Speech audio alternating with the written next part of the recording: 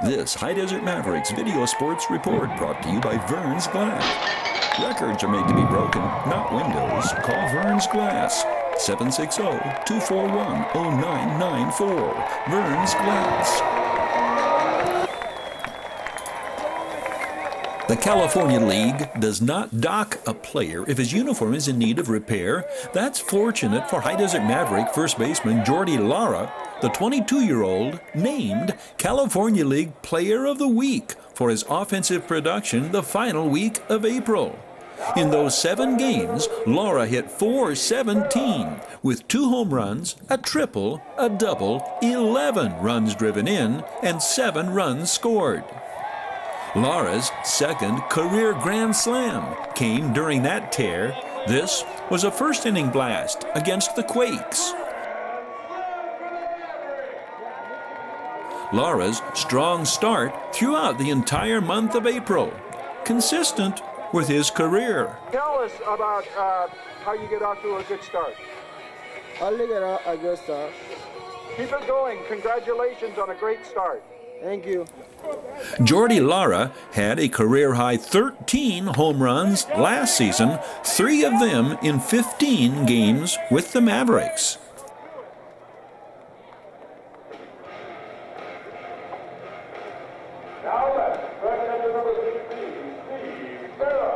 Lara's recognition comes 1 week after teammate Pat Kivlahan was named California League Player of the Week. Kivlahan remains productive, to say the least. This 24-year-old Kivlahan has recorded 11 multi-RBI games this season. His 32 runs driven in tops in all minor league baseball. Those individual accomplishments, huge components in the Mavericks' ability to remain at or near the top of the California League Southern Division standings. High Desert enters the month of May engaged in battle with one of the Northern Division frontrunners, the Visalia Rawhide. Base running, as in plays at the plate, create drama in this series. It's a homecoming of sorts for Rawhide manager Robbie Hemmick. Hemmick was a High Desert Maverick in 1999. Hemmick went on to catch 5 seasons for the Arizona Diamondbacks. This is his first season at the helm of the Diamondbacks California League. Rawhide.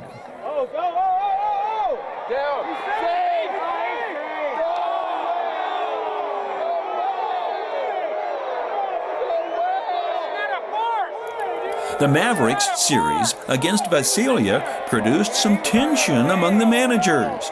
Game 2 of the set, score tied, Brock Hebert appears to just beat the throw at the plate. Umpire Lewis Williams III sees it differently. Mavericks skipper Eddie Menchaca disagrees with the call vehemently, and umpire Lewis Williams III has heard enough. This in the 7th inning.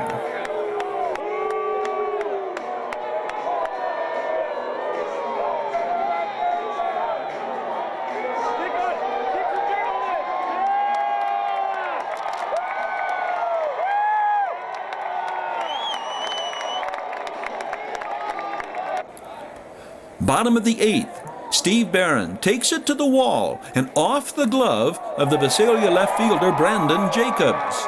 Dario Pisano scores.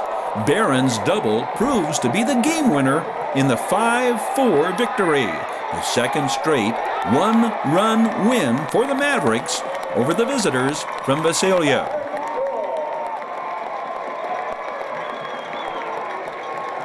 This one started with Jabari Henry's first inning home run. Henry's 5th of the season came in the first on an 0-2 changeup.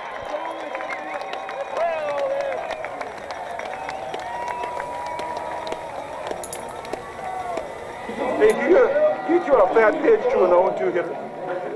Excuse me, can you repeat that one more time? Do you throw a fat pitch to an 0-2 hitter? Oh, yes. It was a nice pitch right down the middle, and I You like. made him pay, man. Yes. It was a changeup up, and I just got a hold of him. Hey, Jabari, you came out with the DL and you've been going great guns. You got a lot to prove for his team. I think so we're doing. I just feel confident up there now. I'm not putting too much pressure on myself and just trying to swing it.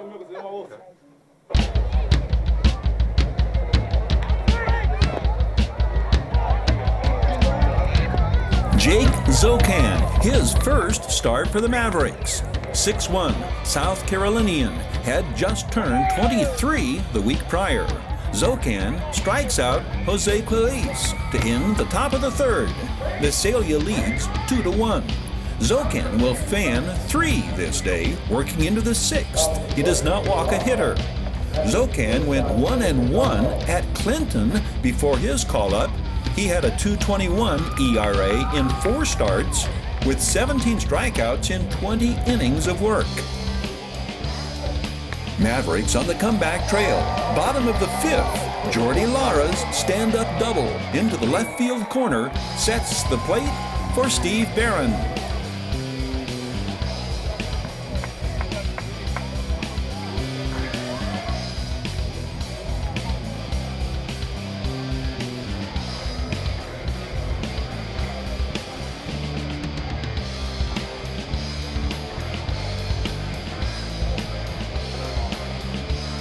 The 23-year-old Barron, out of Miami, sends Lara home on a stand-up double of his own, also pulling the ball into the left field corner. First of 2 RBIs on the day for Barron, who will end the day with a .302 batting average.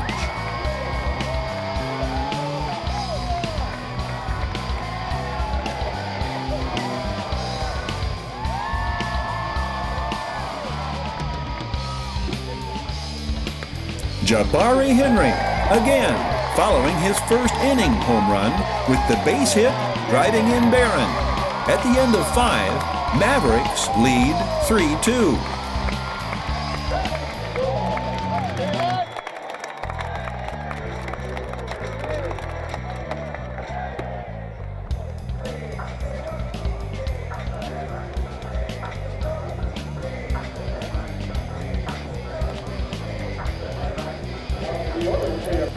It's the youngest Maverick, 19-year-old Timmy Lopes, getting it started for the Mavericks in the 7th. Lopes, a 6th-round pick of the Mariners in 2012 out of Edison High School in Huntington Beach. Lopes turns 20 the 24th of July. Does he feel pressure, the most youthful of the Mavericks? You're the younger player on the team. Do you feel like you have something to prove, or is it just, hey, I'm part of this, we all do what we do?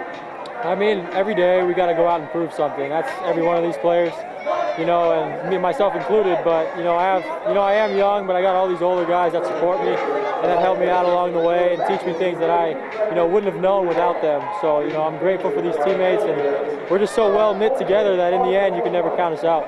How does it feel to come through with the big hits? It feels great, and like I said, it won't happen without these guys around me, that support me. And, it does. It feels great. We get another win. We're back to the 7th inning action. Mavs trailing by 1, 4-3, following the Lopes base hit. Brock Hebert drives in Timmy Lopes to tie it up 4-4.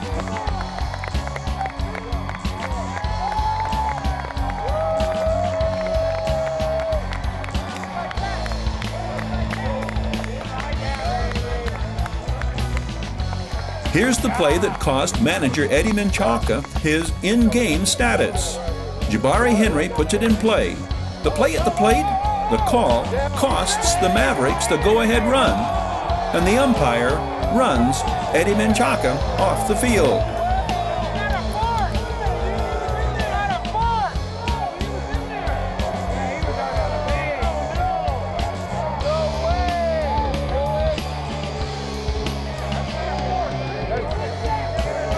Pat Kivlahan follows with the base hit, sending Jabari Henry to second. But that's as far as the Mavericks get in the 7th. It leaves it up to Steve Barron's heroics in the bottom of the 8th for the game winner. Great guy had to pick it up off the ground.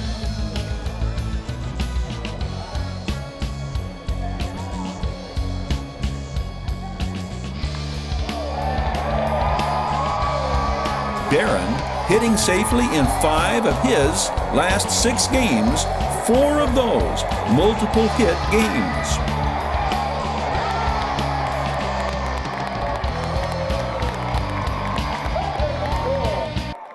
What's it feel like when you deliver the big one? It feels good. It's been a while since I've done it. Just looking for a pitch out. And luckily he hung a slider up there and I was able to put the barrel on it. It's just smart hitting. Yeah. What do you attribute that to? A lot of it was with a lot of work with Maxie, our hitting coach, who's been extremely supportive of me, and I've been a lot of work with him. So, things are working out right now, so I just got to stick with it. Bring on the master closer, Will Mathis. He's yet to be scored upon this season.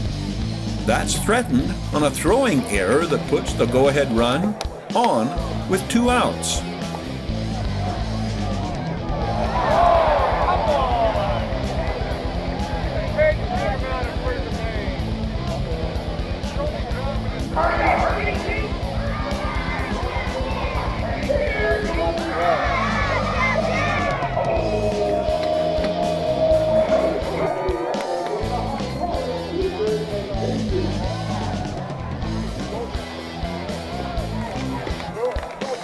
Called strike to Evan Marzilli.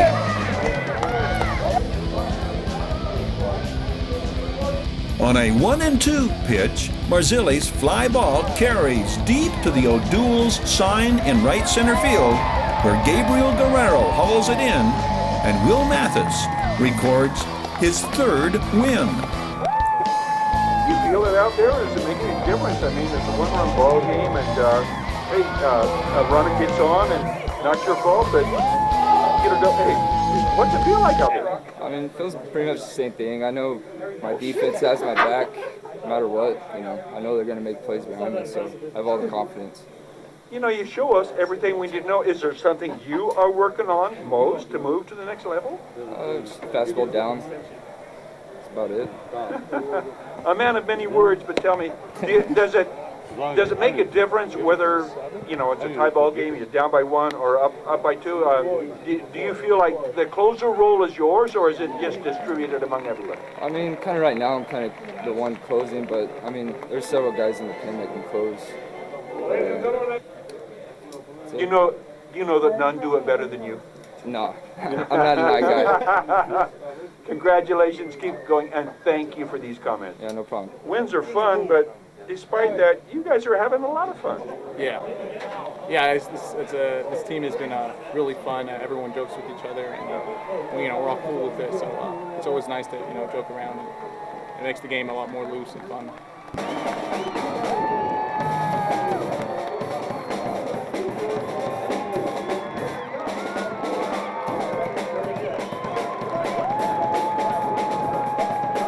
This High Desert Mavericks Video Sports Report brought to you by Vern's Glass. Records are made to be broken, not windows. Call Vern's Glass, 760-241-0994. Vern's Glass.